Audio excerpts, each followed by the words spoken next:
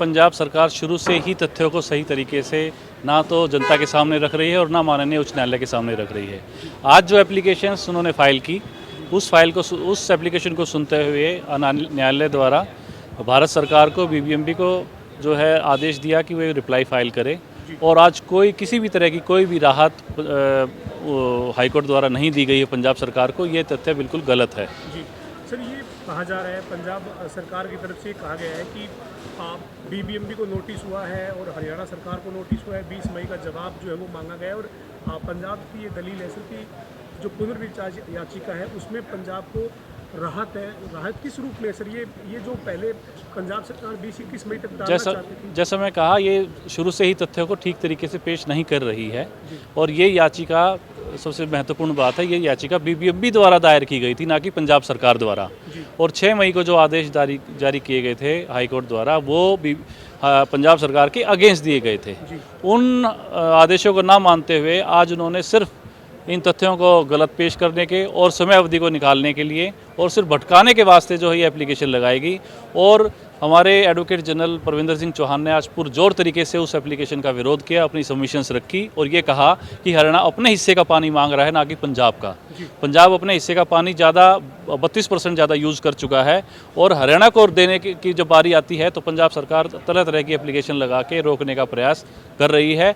और यह तथ्य ना तो पंजाब सरकार बता रही है और ना ही जो है कोर्ट में ठीक तरीके से तथ्य पेश कर रही है। इन सभी चीज़ों को सुनने के बाद, दलीलों को सुनने के बाद, भारत सरकार के वकील को सुनने के बाद आज माननीय उच्च न्यायालय द्वारा किसी भी तरह की कोई भी राहत पंजाब सरकार को नहीं दी है। तो सर, ये जो पंजाब सरकार बार बार एक बात कह रही है, मतलब पंजाब के पॉलिटिकल लोग मीडिया में कह रहे हैं सर कि हरियाणा एडिशनल पानी मांग रहा है।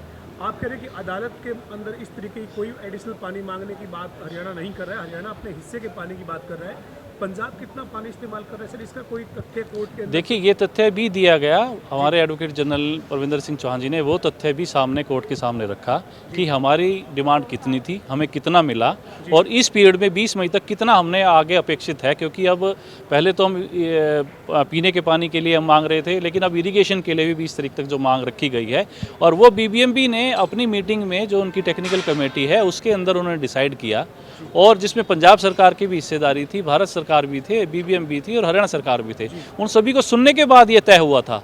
लेकिन जब तय होने के बाद, जब पानी देने की बारी जब पंजाब सरकार की पार्ट पे आई तो उन्होंने बीबीएमबी के काम में पूरा अवरोध किया।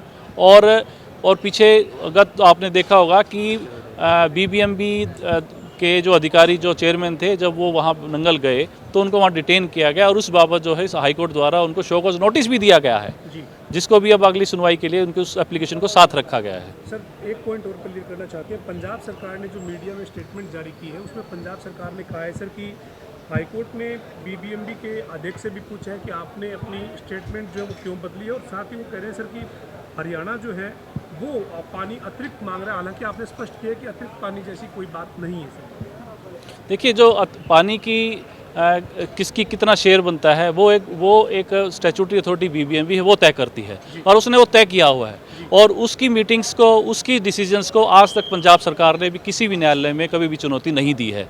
ये कहना कि ये गलत हुआ है, अगर गलत हुआ तो वो क्यों नहीं उन्होंने उनको आज तक उसका रिट पिटीशन फाइल की, क्यों नहीं कोर्ट के अंदर आए?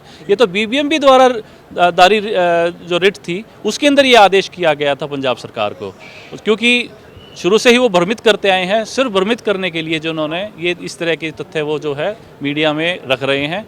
और मैं फिर कहना चाहूँगा कि क्योंकि 20 मई की समय अवधि है, इस 20 मई की समय अवधि को निकालने के लिए, क्योंकि 20 मई तक की रिक्वायरमेंट है, क्योंकि अब हमारा जो कॉटन सीज़न है उसमें भी हमें पानी की रिक्वायरमेंट रहेगी और हमारे एडवोकेट जनरल ने कहा कि हमें इसकी ज़रूरत है और इस ज़रूरत को रखते हुए इनको कोई भी किसी तरह की कोई भी अंतरिम राहत ना दी जाए।